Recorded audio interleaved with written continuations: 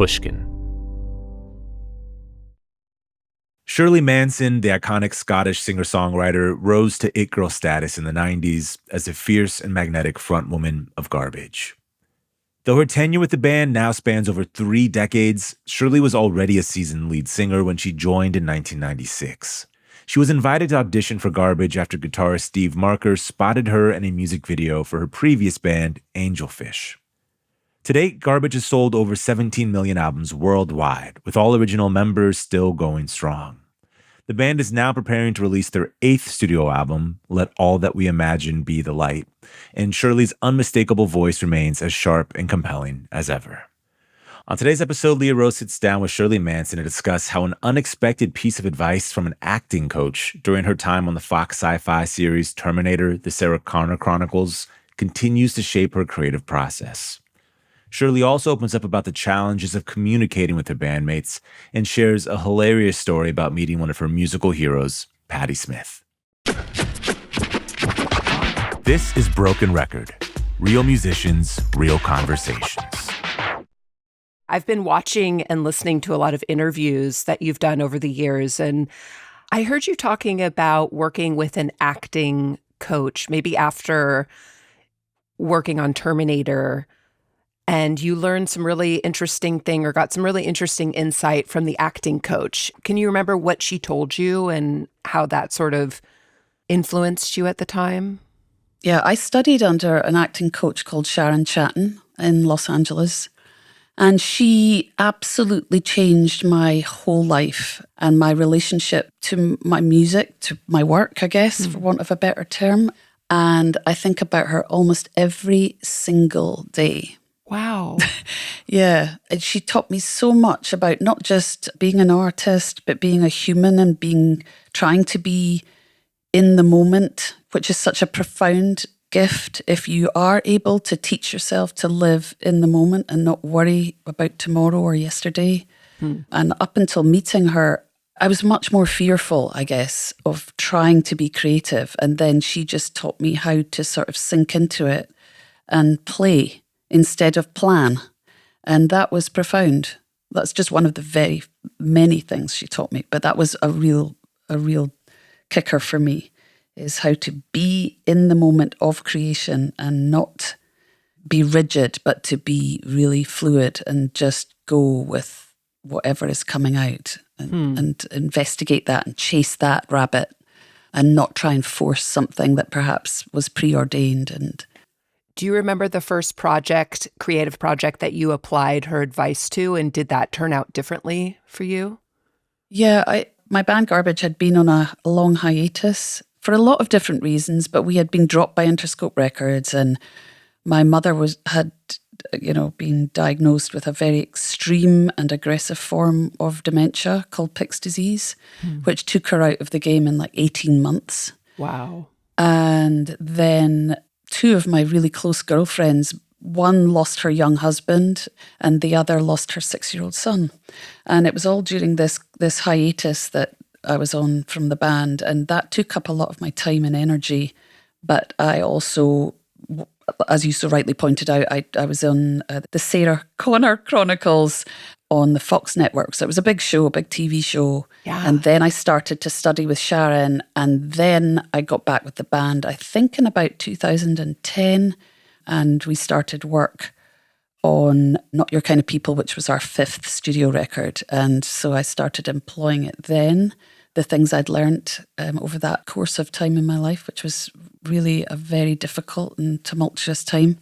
Yeah. And yeah, I've just gotten better at adhering to the lessons Sharon taught me as time has passed. Is there anything specific you can point to on the new album that maybe is a result from that advice from her? Well, I immediately think of Have We Met, The Void, which was, I was in the studio with Duke, the guitarist in Garbage. It was just the 2 of us. And we had been talking about a book he was reading about witchcraft. And we sort of were chuckling together. And I was like, let's try and write a song about that, about how women were destroyed because they were powerful or they were intelligent or they were intuitive. They were put to death for all these reasons. That's what I want to write about. And I hopped into the vocal booth, and he played this particular piece of music that he had written with the band. And I was determined I was going to write about witchcraft or witches. And instead, I heard the first few bars of the music, and I just had a picture of myself when I was a young woman in my early 20s. It was a situation that had happened in real life. And I just sort of swung into it, and this bizarre story that had occurred to me in my life came out of nowhere. I hadn't even thought about it in years.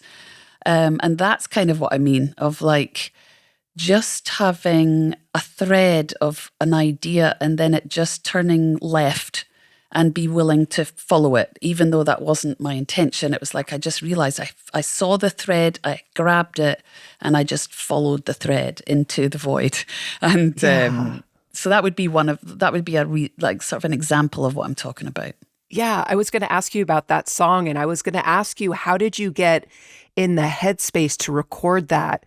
Because it's like you're growling, and it's so raw and feels a little bit primal and sinister. Well, it is sinister. It's definitely sinister. And it was a very dark experience, when you find out, your partner is having an entirely different relationship outside of the one that you thought you had. And so, that song is very dark. I love it. I love it too. It's so cool. I love it too, and it feels so personal, that and it's funny, this sort of joy you experience when you can throw in really personal things into a lyric. Being able to name my city, that felt like radical to me, And I love the line, "Have you motherfuckers been seeing each other?" It's something I've said at the time, and it's something that I've probably said quite a few times since. And I think anyone who's ever been cheated on can really relate to that line, that moment when you're like, hold on a minute, something crazy's happening here. Oh. And it's not really what I expected to happen to me today, Totally, yes. Such a horrible feeling, it's just a horrible, horrible feeling. Yeah. Isn't it awful that you can still feel that too, so many years later? But isn't it also wonderful, to be still in contact with those really raw feelings of your youth when you were an entirely different person and you didn't know what you do now. I think there's something really glorious about that and exciting. It's like, I remember her. I can remember what I was wearing. I can remember, how I wore my hair and my makeup and, the bag I used to use. And it's like a real sort of Proustian moment, right, of the Madeleine. It's like, I like being able to touch all my ghosts. Totally. Do you ever wonder if you misremember things? Like if you were to actually go back and see yourself or just be sort of like an eyewitness to your early life, what if it's totally different? I think about that all the time. I know for a fact everything will be different. I know that our memories are so flawed. Yes. But I do believe that you sort of remember the important parts of the storyline. You get it. There was, a deceit, and right. You were furious. And so you remember the big picture, but the details, not so much. Although, again, in this song, I remembered these crazy details because my partner lived opposite Gaudi Cathedral in Barcelona. And I can remember standing looking at this young woman thinking, oh my God, you're having an affair with my boyfriend, and hearing the bells of the cathedral chime. It was so weird. It was so weird. Yeah. But then again, maybe somebody will say, Gaudi's bell stopped working 100 years ago, so maybe I'm completely tripping as well. But I guess that's part of the fun of memory. You survived it, and the details probably don't matter that much. Yes. What is the dynamic like when you're in the studio with Duke and you're entering this really private, intense moment? I know maybe you were in a vocal booth by yourself, but do you feel comfortable enough where you can just totally go there with him there? Yeah, I feel comfortable with the whole band, the three of them, Steve, Butch and Duke. I used to feel very self-conscious when I went into the vocal booth, and I was not happy particularly. I felt very isolated and judged. And now, again, going back to Sharon Chapman and my acting teacher, she taught me how to switch that all off. She was like, you're not there to serve anybody. You're there to serve your creative instinct. Whereas when I first joined the band, because I joined the band under strange circumstances, Butch was, one of the premier producers in America in the 90s, and he had a lot of weight, and there was so much respect, and he had this power that I felt that I did not have. And I also, really wanted the band to be proud of me. They had selected me to do this job. I wanted to do the very, very best job I could do. And as a result, I think looking back as a young woman trying to prove herself, it was difficult. And I didn't necessarily enjoy the creative aspect of it. Yeah. I found it taxing. And as I said, I felt like I was sort of being judged. And so a lot of the joy of creativity that I experience now was kind of robbed from me, not through anybody else's fault but my own, I hasten to add. This was all imagined in my own mind. But now I have no self-consciousness at all. I don't care if I make mistakes or if I'm singing out of tune, as long as I've sort of getting the idea across, Whereas back in the day, I'd really freak out if I didn't hit a note, or I would be scared to try something vocally that I didn't know I could absolutely pull off with aplomb. I didn't want to fail in front of them, and so I didn't. And now I'm like, I'm willing to try anything, and if they like it, they like it. If they don't, then as long as I like it, I feel good. What is the creative dynamic within the band like now? How do the songs come together? Is it usually the guys go off and make tracks on their own and then bring you in, and then you write to the track, or how do the songs get made? Well, this record was very different from any other record we've ever made, because I had 2 hip surgeries, 2 hip replacements, both at the beginning of the making of this record, and at the very end, the dovetail of making this record. I had another hip replacement. And same hip? No, different hip. Oh, gosh. I'm fully bionic. It's super hot. I'm so Lindsay Wagner. Yeah, seriously. But as a result of being mechanically broken, I spent a lot of time in bed, and I had a lot of brain fog because I was on a lot of painkillers, and I didn't want to go into the studio. I felt very vulnerable, and I was arguably a little depressed. But I knew that if we wasted too much time not making our next record, it would be a decade until we got another record out, and I was determined that wouldn't be the case. And so I urged the band to go and work without me, which is a first. Like, usually we do everything together. We're always in the same room, pretty much, Oh, cool. And in this case, they went into Butch's home studio, and they would send me musical ideas as it came to them. And then I would work on my melodies or my lyrics or whatnot by myself. And I've never done that.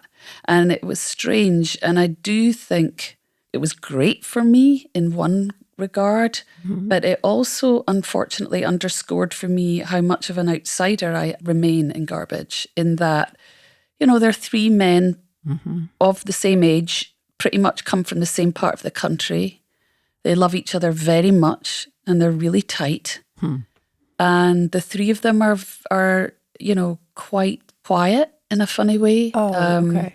And a little uncommunicative, that very sort of stiff upper Midwestern lip that you can encounter a lot. So they don't really communicate with me creatively, which I find, as I get older, harder and harder to navigate. When I was young, I'd put in a lot of energy into facilitating communication within the band. And then I got broken. When you can't walk, it's like, fuck everything, fuck everyone. I'm just trying to literally learn how to get up out of a seat and walk across the room. And I didn't have any energy to spend on anybody else or anything else. Yeah. And as a result, there was very little communication. And I find that hard because I'm such a communicative person. I gasp for contact and connection. And I feel like me and the boys are I mean, we love each other. We've got a great dynamic. If you came into a room, you'd be like, oh, they're all great and they really get along. And we do. And it's lovely. But creatively, it feels to me like there's quite a gulf now in a funny way between us, which hopefully at some point we can manage, better. Yeah. I'm certainly more robust now than I was 3 years ago, when I started upon this sort of physical period of disintegration and rehabilitation. Yeah. So health-wise, are you doing better now? Where do I'm things tip-top stand? now. You are good. Yes, be warned. She's back. But yeah, it was very hard. It's really changed the way I look at the world and look at other people, and it sort of forced me to really try and tap into my compassion, which I've never been famous for my compassion. And now I realize how much people are dealing with privately. And I now walk down the street and I can see people's bodies move a certain way. And I'm like, oh, they're going to need a hip replacement, or oh, their knee's fucked, or oh my God, this person doesn't look well. I mean, it's horrible. It's a horrible, sort of education I got that I wished I hadn't. But at the same time, it's also been quite magical in a funny way. It's taught me to be more patient with my body. It's taught me to try harder at focusing on tiny, tiny increments. Like, I'm a big stroke person. I'm fast and I'm furious. And recovery taught me to if you can literally walk a centimetre, that's okay. You'll walk 2 tomorrow. Wow. And that was brand new for me because I have never been that kind of person. So do you really feel like you weren't a compassionate person? Obviously I don't know you, but I feel like just hearing you talk, and you seem very empathetic, and you seem like you take a lot on, and you seem compassionate. I mean, I've always had compassion. Again, though, for the big picture. And I'm really talking more about the small picture of people, individual interaction. I think I find it harder to tune into my sympathy and understanding of an individual in front of me as opposed to a cause. Oh, interesting. Yeah, everything, I've never noticed small things when I was young. I mean, I really didn't. I didn't notice nature. Like, my father is really interested in environmental protection, and he would take me on nature rambles, and he'd be pointing at mushrooms or the colour of a leaf or the texture of a stone, and it would bore the shit out of me, And then as I got older, I noticed my first husband was similar. We'd be on a bus going into town, and he'd be like, oh, look at the little bird on the branch. And I'd be like, what? Huh? And I'd be in my brain, thinking about God only knows what. Now that I'm older, I've really started to see the tiny thing, and I'm so blown away by it. And I'm like, oh, I've missed out on so much in my life by not paying attention to any of this. There's so much beauty that I was oblivious to. So I guess that's what I mean about compassion has been sort of ignited, I think, by my attention to small things. We'll be back with more from Shirley Manson and Leah Rose after the break. I saw on your last album, No Gods, No Masters, you had a song called Waiting for God. And then on the new album, you have a song, The Day That I Met God. So I was curious how those songs, in your mind, if there's any relationship to those songs, if they have a relationship to each other. And also at this point in your life, what your relationship with God is. That might be the best question I've ever been asked in my life. Well, first of all, yes, there is a connection between the two songs, but I didn't realize that at the time. And it's only, since we finished the record and I thought about No Gods, No Masters, and I thought about waiting for God to show up and its relationship to The Day I Met God, I realized they are absolutely interconnected. And one of the reasons being, Waiting for God, I wrote about my long overdue, shamefully overdue awareness about Black lives in America. I mean, arguably the world, but it was triggered, my awareness really was triggered by the murder of George Floyd. Mm-hmm. And it again turned me around. The death of that man, the murder of that poor man, made me realize I had a lot of work to do. I needed to educate myself. I was horrified by what happened to him. It was one of the most grotesque and abominable things I've ever seen. And it sent me off on a long journey towards educating myself about colonialism, about white supremacy, about racism, etc., etc. And waiting for God was my dismay at a lot of the systemic injustices that exist worldwide. And then coming into making this record, as I mentioned earlier, I had so much physical problems, for lack of a better word. I realized that if I did not discipline myself to think differently from the mindset I was in when I made No Gods, No Masters, that I would probably destroy myself in some way or another, or I certainly would never recover my equilibrium, both physically and emotionally. I was in such a state. I couldn't afford to engage with my outrage that I'd employed so effectively in No Gods, No Masters. I realized, you are in peril and you really need to look at the world differently.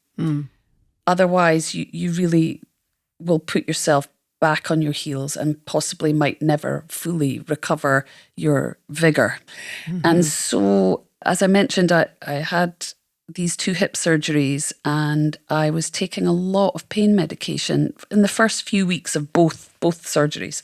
And I was kind of suffering from a really quite extreme brain fog when the band sent me this piece of music, and I was on my treadmill doing my rehab, learning how to walk again, and just out of the blue, this song arrived in my head. It wasn't premeditated or anything. It was just like I came up, the chords are so beautiful in the chorus, and I came up with what I think is a really beautiful melody, and these beautiful words appeared, and I was like, this is actually a really beautiful chorus. And I was shocked to realize that I had stumbled upon arguably my faith in that moment with these words. I was like, this is something I believe in. As someone who has rejected organized religion since I was 11 years old, and I told my dad I was no longer going to Sunday school, and I cut myself off from the organized thinking, of believing, that in that moment of writing that chorus, I was like, actually, oh my God, I've kind of found my faith here. This is what I believe in. This is what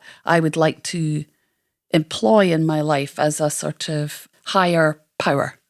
Can you talk about the role that religion played in your family growing up? Because it seems like that wasn't a little thing, you telling your father that you're rejecting organized religion. How big of a deal was that?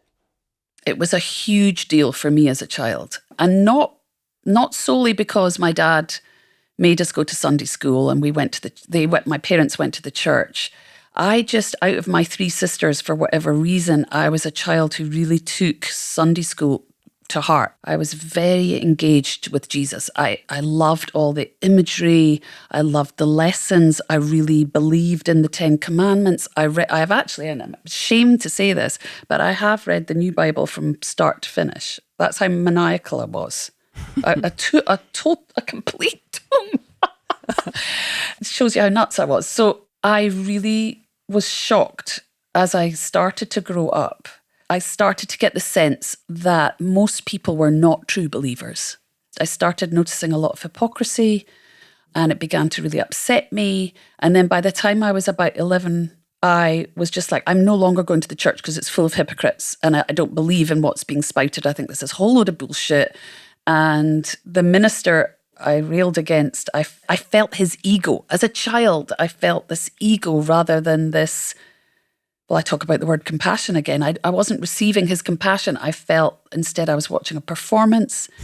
Yeah, so I just rejected it and I was furious at being let down by Jesus. And I say that with in all sincerity. I felt really let down. I was like, wow, this is a horrible, horrible sham. As I've gotten older, I see organized religion in a completely different light now. But I was looking at it very simply as a child of like, this was something I believed in. I found out it's a load of bollocks and I'm furious about it and I reject it completely. Where did all that passion and excitement and love that you were, giving to Jesus and giving to religion, you were devout and you were such a good student. Where did all that go once you decided religion isn't for me? It went into music primarily. I was very active in an all-female choir, which I loved and was obsessed by. And I was a member of the school orchestra. I played violin, piano, clarinet. I was a musical person. Mm-hmm. And I also got involved on the stage, with dramatic arts. I had an amazing teacher actually at school. She was a bit of a Miss Jean Brodie type who plucked a couple of girls, I being one of them, from her year of kids and encouraged us to join an Edinburgh Youth Theatre. And that became a sort of an obsession for me. So cool. Yeah, I was so lucky. I had amazing, amazing teachers because Scotland in the 70s, they ploughed a lot of money into education. And the school that I was at was attached to a very prestigious music school called St Mary's. So we had a music studio. Yeah, so I was really spoiled. I had an incredible education thanks to the Scottish government at the time. What was the rock scene like in Scotland when you were a teenager? What were you going out and seeing bands, or were you more focused on what you were doing with the drama class, or were you out? Were you sort of like at bars and seeing shows? Well, I didn't have any money. So I was being punished because when at 13 years old, I got caught smoking. So I got no pocket money. So I couldn't actually go to very many shows. So it's much later on that I started going to see, Susie and the Banshees or the Waterboys or the Smiths, or I saw a lot of amazing shows, but that was much later on.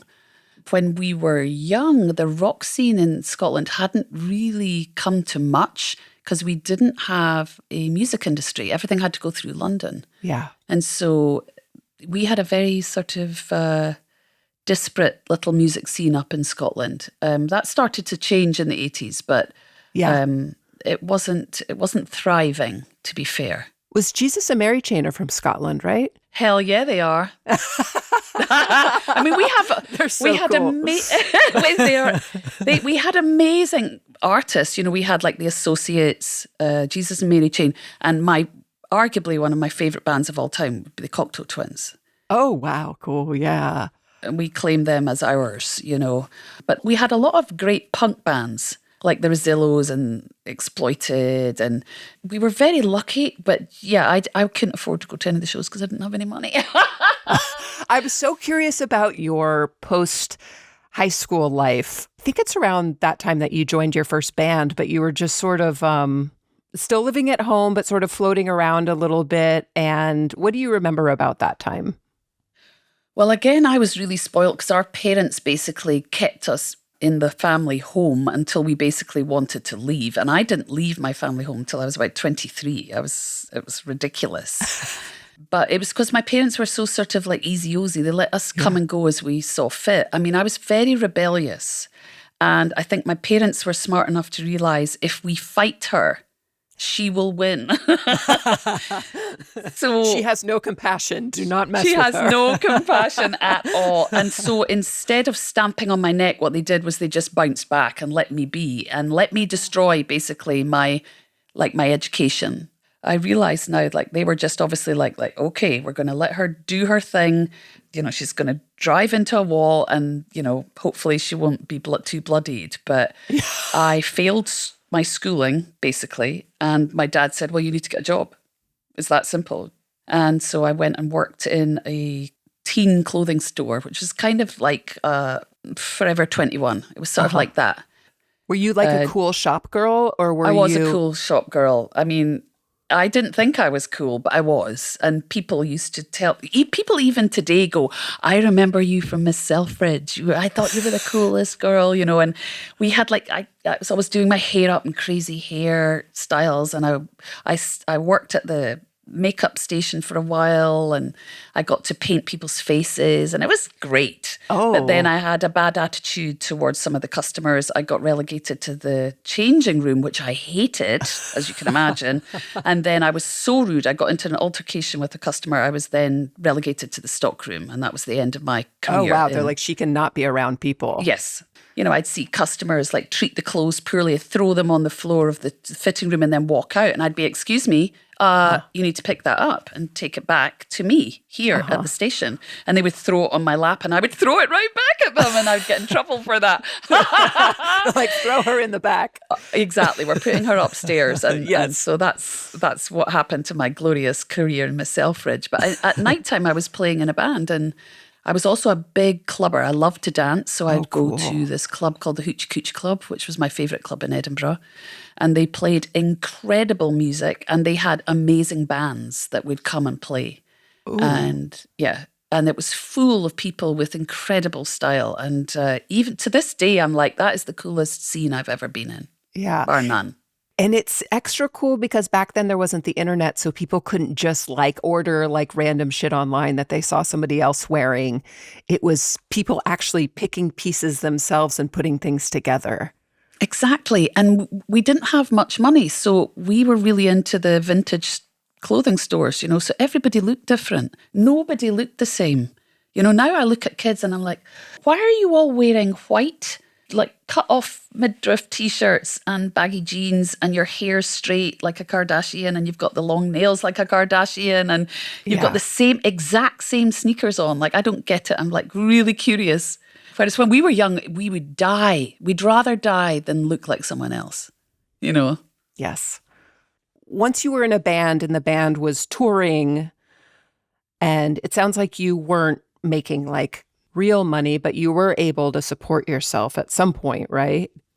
Well, again, luckily for me, my parents hadn't shoved me out the house. So I didn't really need that much money. I certainly didn't make much money, but I realize now looking back, I just did it literally. I loved it. I got excited by it. And I had a lot of like tenacity. Like I sang back up with another girl in the band that I was in called Goodbye, Mr. Mackenzie.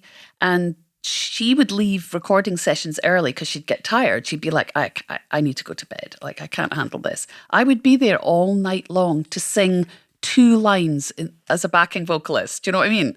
I just believed in it, and I wanted to be there and wanted to be part of it. And I think that tenacity has served me really well throughout my whole career. It's just like, I am not the girl that goes home. It's the same girl who read the entire Bible. Exactly. She's nuts. Keep away from her. Same girl. Was your path a lot different from your sister's paths?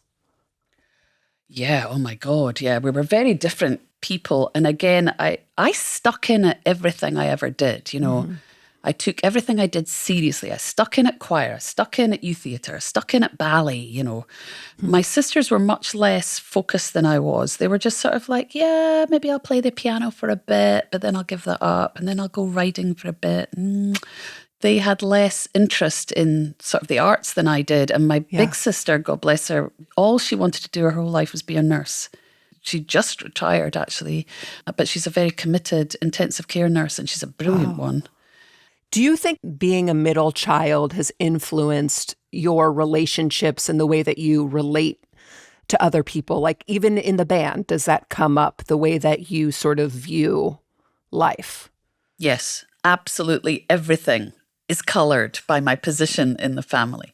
And I'm not being flip. And I actually saw an article in the BBC that they've done a study on this. And they asked oldest children and youngest children if they enjoyed their position in the family, and they all, apparently a very high percentage anyway, said yes. But all the middle children said they hated the fact that they were the middle child. And I was one of them. Oh. I'm beginning now in my old age to go, actually, it was quite cool because it really twisted me, and being twisted is really good for being an artist. So it's okay, it all worked out in the end. But I was miserable because I felt like I didn't enjoy any privilege. Like my big sister got to have all the responsibility and freedom, My little sister got all the coddling and I got all the secondhand clothes.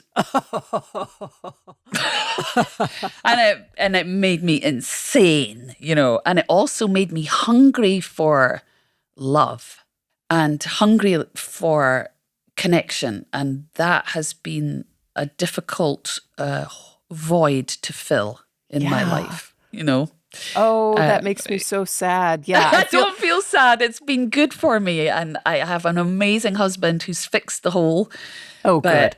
Yeah. But for so long, I realized I was just wanting to feel like somebody saw me. I felt really invisible as a middle child. But then when you go on to become a lead singer of a band and you occupy that position, which is the central position, literally with a spotlight on you, you're considered an it girl. How does that not fill the hole? I mean, I know it doesn't. Well, in some ways it does fill the hole. Like when I'm standing on stage, like you say, nestled in the middle of the band, they're flanking me. Yeah. And there's a light on me and I feel seen and I feel understood. That has fixed it to a certain degree. But of course, you can't spend your whole life doing that. Yeah. And so you have to fix yourself outside of work. And I definitely have done that. But I do notice I love, like even now, like I'll love sitting in between two people. And I love being a Shirley sandwich. It's sort of weird, but I like really gravitate towards it. Like, wow.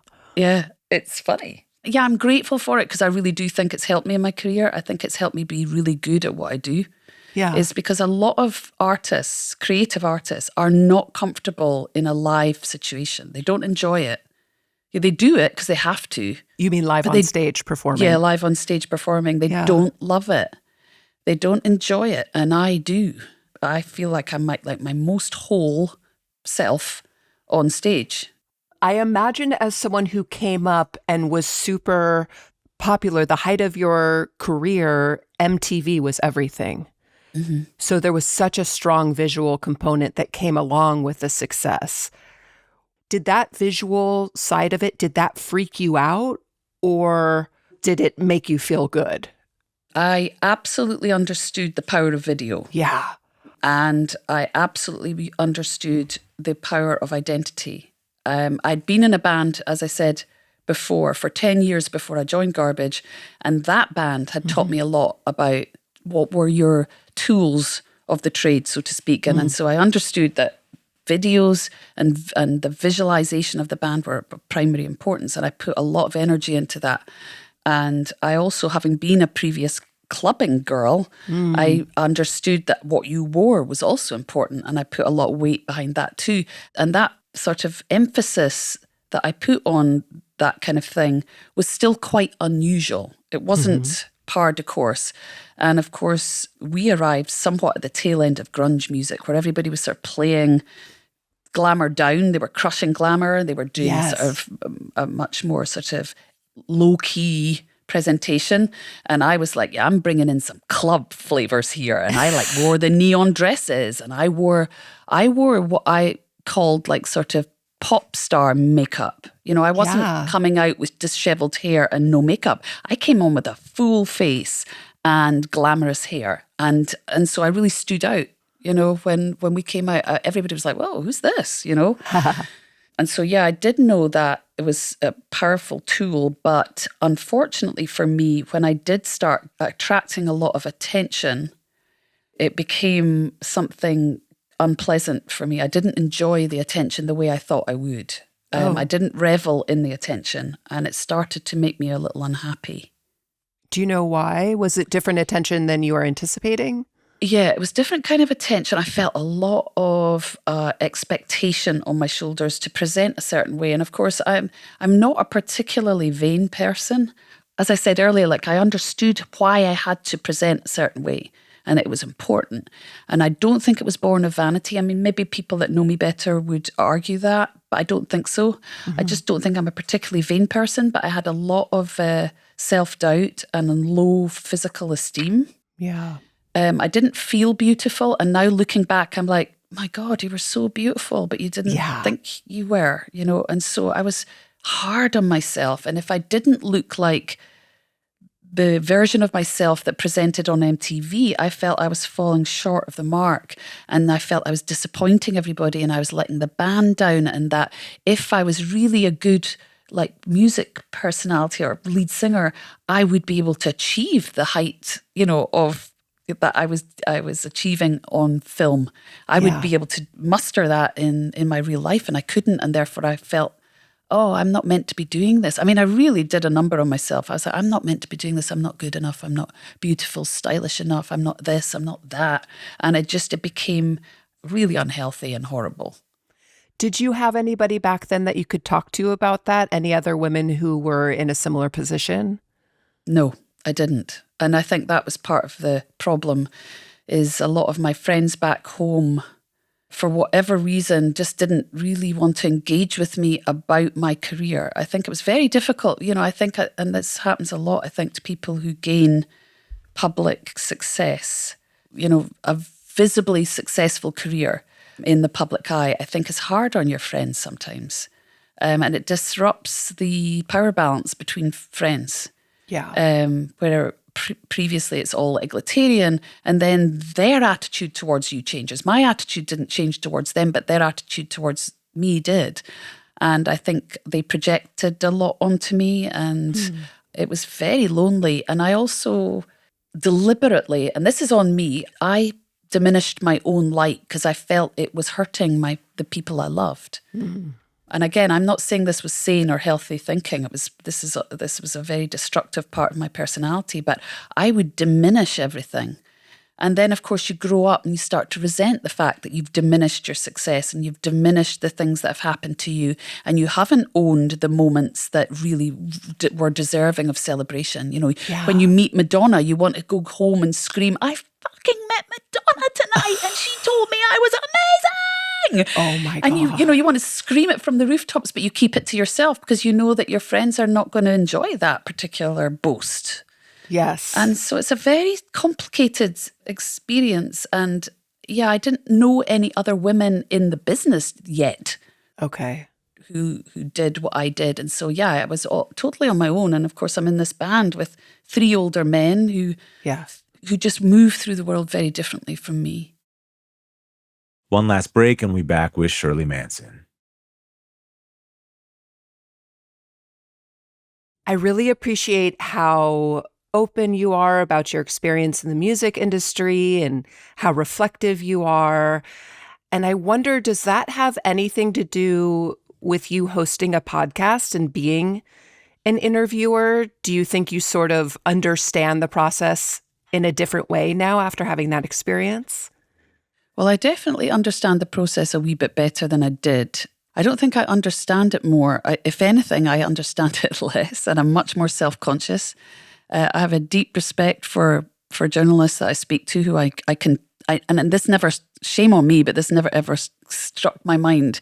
But I understand how much work goes into interviewing somebody. I had no idea. So I have a lot more respect, I guess, for the process, and I do try and honour it. Because I know what the journalist has done on the other side. So, but hosting a podcast was utterly terrifying. And I really realised how out of my depth I was.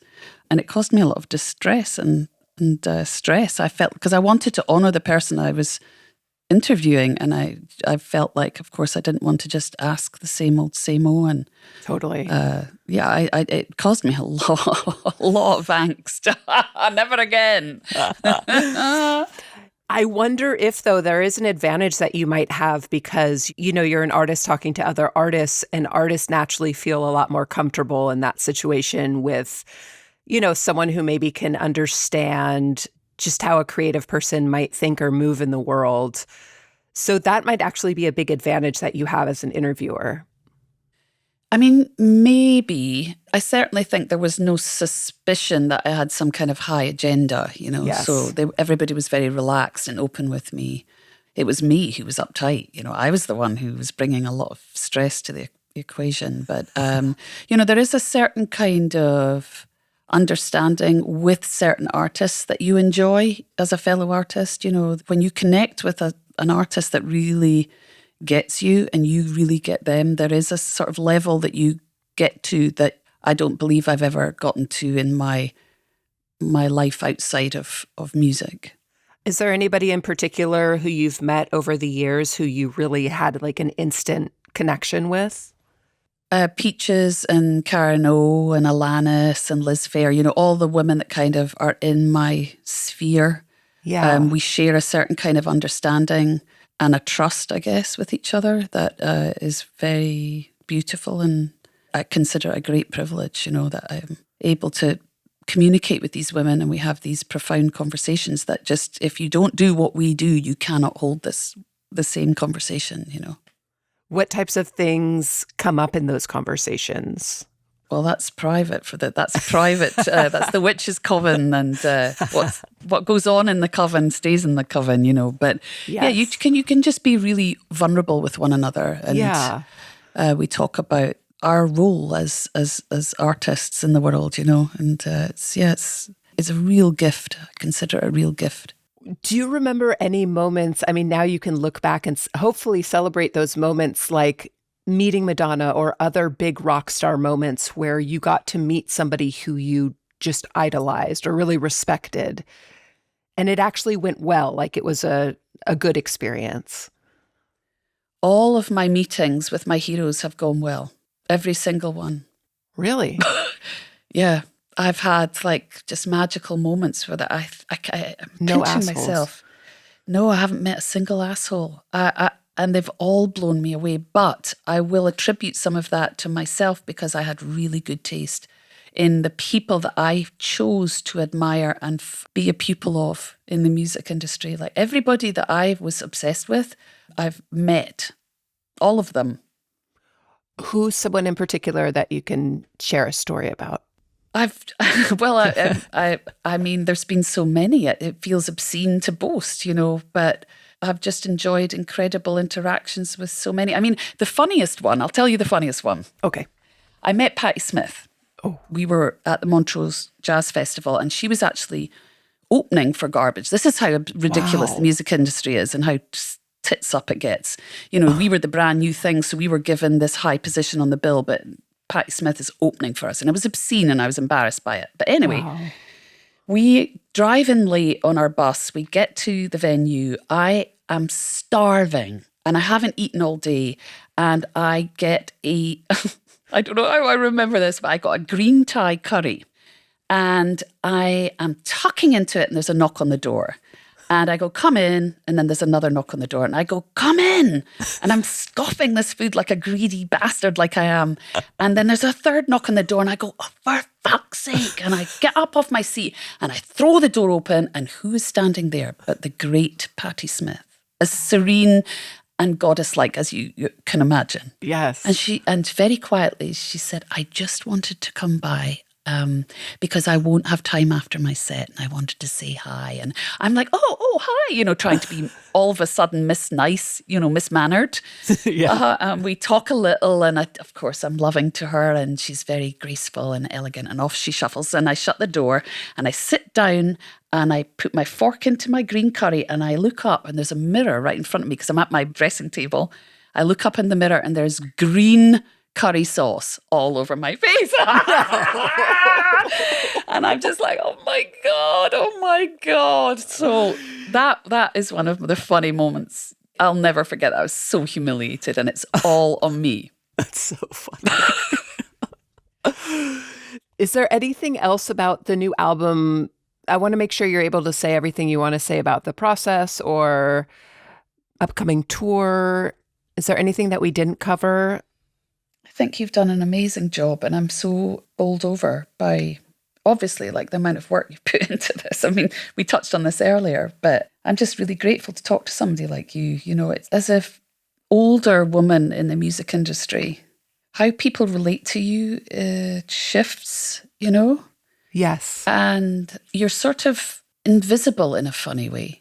Yeah. So to talk to somebody of your caliber and get to answer really wonderful questions, I'm very grateful for. I couldn't begin to tell you how many interviews I've done over the last few years, where I'm thinking to myself, and I am not the most confident, like sort of believing in myself kind of person. I don't go, I am the fucking shit and you should be so thrilled to talk to me.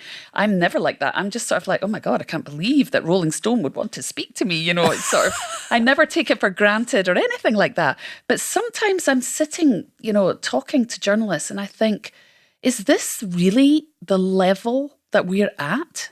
I'm an artist. I've been doing this for 30 years, Yeah.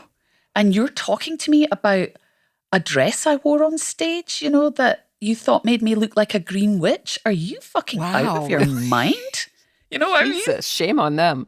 Yeah, well, it is what it is, right? But as I said, I'm just really grateful for your time, and anybody talking about our work, our new record in any context, I'm grateful for. There's so many artists out there. There's so many records. And to be given an opportunity to just say, hey, we've made this record. We think it's really good. It is really good. I second Thank that. you. But we made it with a lot of love, and we have no real expectations of it, but it is brought as a gift into the world, and I hope it's received that way, and hopefully it's just another moment in a career that will continue. That's what I hope. Yeah, it is going to continue. Thank you so much, Shirley. I appreciate you so much. I appreciate you, Leah, and thank you. It's been really lovely talking to you, and lots of love. Thank you. Good night. Bye. Bye-bye. In the episode description, you'll find a link to a playlist of our favorite Garbage tracks, as well as their latest album, Let All That We Imagine Be the Light. Be sure to check out youtube.com/Broken Record Podcast to see all of our video interviews. And be sure to follow us on Instagram @The Broken Record Pod. You can follow us on Twitter @Broken Record. Broken Record is produced and edited by Leah Rose with marketing help from Eric Sandler and Jordan McMillan. Our engineer is Ben Tolliday. Broken Record is a production of Pushkin Industries. And if you like this show, please remember to share, rate, and review us on your podcast app. Our theme music's by Kenny Beats. I'm Justin Richmond.